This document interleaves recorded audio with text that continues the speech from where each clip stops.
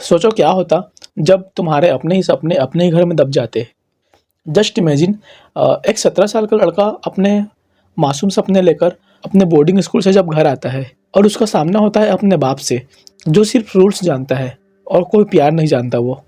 तो 2010 में रिलीज हुई उड़ान मूवी एक ऐसी ही मूवी है जो कि इंडियन फैमिली के conflicts, toxic parenting, broken dreams को इतने रॉ अंदाज में दिखाती है कि लगता है कि यार ये सब तो मेरी स्टोरी है।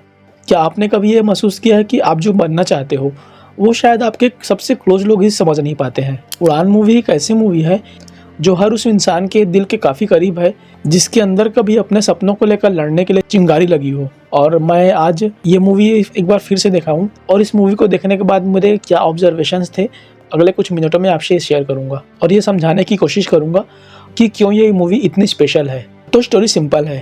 रोहन एक टीनेजर लड़का है जो कि बोर्डिंग स्कूल से निकलकर अपने घर आता है वापस, और वहाँ उसका सामना होता है उसके स्ट्रिक्ट और एब्यूसिव बाप से। रोहन राइटर बनना चाहता है पर उसके पापा चाहते हैं कि वो इंजीनियर बने। और फिर रोहन को पता ये भी चलता है कि उसका एक छोटा भाई भी है जो कि उसका सौतेला भाई है, जिसके बारे में उसने कभी आज तक सुना ही नहीं था। और ये पूरी ही मूवी इन दोनों भाइयों के बॉन्ड, इमोशनल कनेक्शन, फैमिली की टॉक्सिसिटी और अपने सपनों के लिए लड़ने की जर्नी को एक्सप्लोर करती है। मूवी में जो रियलिज्म दिखाया गया वो काफ़ी अच्छा लगा मुझे, जैसे कि रोहन और उसके पापा के बीच की टेंशन्स, बोर्डिंग स्कूल्स में जो डेवलप होने वाली फ्रेंडशिप, छोटे शहर का प्रेशर, सब कुछ इतना असली लगता है कि कुछ मोमेंट में लिटरली एकदम ऑकवर्ड सा साइलेंस फील होता है।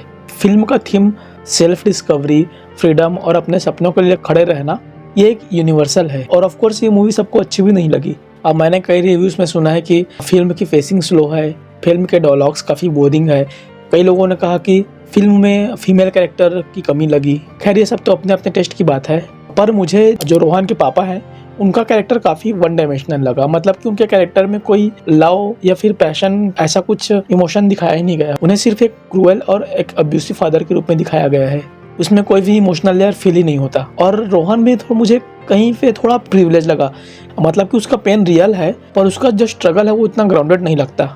और ये मूवी उड़ान हमें सिखाती है कि सपने सिर्फ देखने के लिए नहीं होती बल्कि उसके लिए लड़ने के लिए हिम्मत भी चाहिए होती है, चाहे पूरी दुनिया या अपनी फैमिली क्यों न उसके अगेंस्ट खड़ी हो। ये टॉक्सिक पेरेंटिंग और इंडियन हाउस होल्ड में छिपे हुए इमोशनल एब्यूज को पूरे सोसाइटी के सामने लाती है बिना किसी भी सुगर कोटिंग के। और रोहन का अपने छोटे भाई से कनेक्शन एक इमोशनल एंकर बन जाती है जिससे मूवी को एक सॉफ्ट लेयर मिलती है। और अगर डीपर लेवल पे हम देखें तो ये मूवी एक जनरेशनल गैप और इंडिविजुअलिटी के बारे में भी एक बोल्ड और स्ट्रॉन्ग स्टेटमेंट देती है।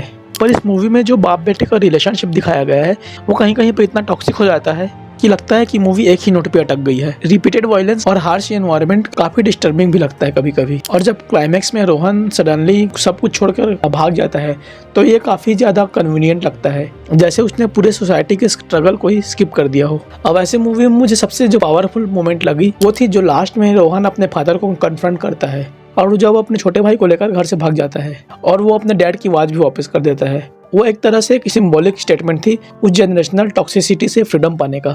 हॉस्पिटल के सीन्स, पोइट्री लिखते वक्त के क्वाइट मोमेंट्स, सब कुछ काफ़ी सटल और रिलेटेबल लगता है। भले ही आप किसी भी क्रिएटिव फील्ड में ना हो, लेकिन ये सब चीज़ें देखने के बाद आप रोहन के अंदर खुद को कहीं ना कहीं जरूर देख लोगे। तो उड़ान मूवी काफ़ी टफ है, काफ़ी स्लो है और काफ़ी ब्रूटली ऑनेस्ट भी है। ये फिल्म इंस्पायर करती है, हर्ट करती है और एंड तक होप भी देती है कि अगर आपके पास कोई सपना है तो उसके लिए खड़े रहना, उसके लिए लड़ाई करना वर्थ इट है। तो अगर आपने ये मूवी अब तक 15 साल के बाद भी नहीं देखी है तो प्लीज़ ये मूवी को एक बार जरूर देखना। क्या पता ये आपको भी अपनी एक छोटी सी उड़ान लेने का रीज़न दे दे। और अगर आपको ये वीडियो पसंद आया होगा तो वीडियो को लाइक करके अपने फीडबैक्स कमेंट में देना और मूवी के तुम्हारे फेवरेट सीन्स कमेंट में लिखना। और जाते जाते चैनल को सब्सक्राइब करना भी मत भूलना। और यहाँ तक देखने के लिए शुक्रिया। मैं आपसे मिलूंगा अगले वीडियो में।